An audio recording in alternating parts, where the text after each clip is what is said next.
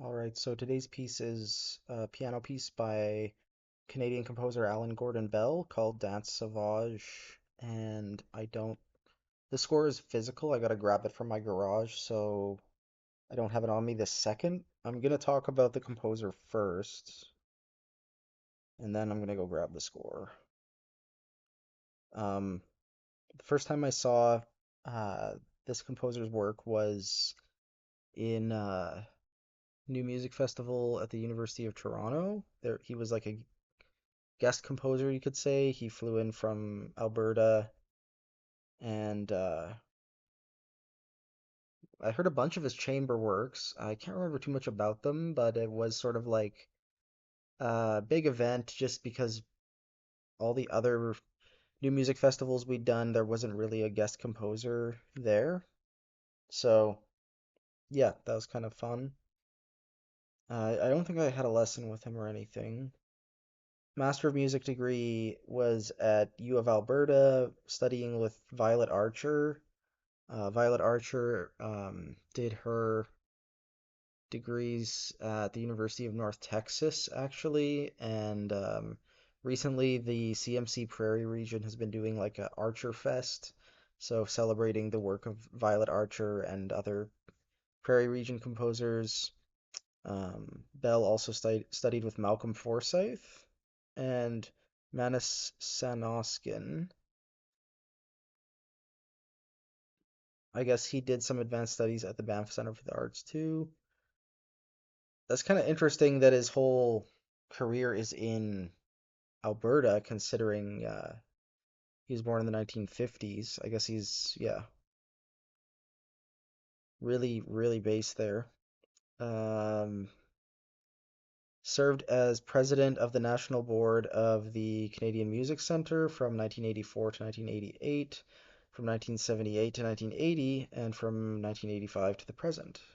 Professor of composition and music theory at the University of Calgary, where his whole career is pretty much. Was made a member of the Order of Canada in 2012, and all of his big performances are from Canadian ensembles.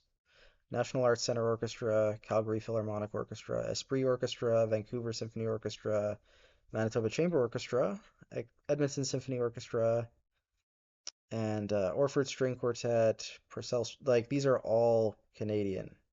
This page needs updating because the most recent piece of his on here is from 2013. For some reason, I had this impression that he studied in the US, but I guess that was his teacher, Violet Archer. Okay, I'm gonna grab this score. Sorry for droning on a bit. I just don't want to go outside into the cold because it's in my garage. But all right, so here's the score. This is, as we read earlier, commissioned by the Esther Hohen's Calgary International Piano Competition of 1996. This is, I guess, the second year, and it's published by Alberta Keys Music Publishing. So this is some real Canadiana, Like I found this in a free bin at Brandon University, which is a little music school in Manitoba. For Ron Bell, best wishes, Allan Bell. So I don't know if Ron is a family member, but it ended up in my hands now. Yeah. So if you're really into like obscure Canadian piano music, I guess this is it. I mean, and you can tell this is like one of the earlier editions because the duration is just kind of taped on. This is a separate piece of paper, so I don't know what it says underneath, but it was updated to say that the duration is 10 and a half minutes. If the composition is performed without the chaconne and an improvised variation, then it's 9 minutes. I don't know the piece that well to tell you what that's about. Dedicated to possibly some pianists who played it. Andrew Rayburn, John Peter Lee Roberts, and Steve Shue. Made possible by the generous support of the Imperial Oil Company Charitable Foundation. That oil money. And we have a biographical note from 1996. so this is outdated. Um, but interestingly, I guess Bell's like biggest works at this point was his Concerto for Two Orchestras, 1988, and Arch 2, 1989, which is a string quartet. I guess so. This is for the Chaconne, which is semi improvised. So he's mostly explaining how to like do that, how to improvise it. Um, the score itself is, I mean, it looks hard to play. It's a little bit aggressive. It's got these weird. The first thing that sticks out to me is the octave indications look kind of weird, and they're like intersecting with slurs. But it's 27 pages, which is huge. I can't imagine. I think it's like 15 minutes long, so that is quite a lot for a pianist to learn. And there's how it ends. A nice fortissimo. I'm guessing it's going to be like kind of like semi-tonal, extended tonality, maybe some clustery things. Um, but yeah, this was a nice find because I was familiar with Allan's music already from my undergrad, but obviously I was an undergraduate student. I could not hear much or remember much that I heard. Um, but now I can listen to this and give you my opinions. So I'll see you in 13, 15 minutes, however long it is. And yeah, I hope you enjoy listening to the recording at least. No idea where you would get your hands on the score, but maybe the Canadian Music Center um, can give you a copy or rent you a copy.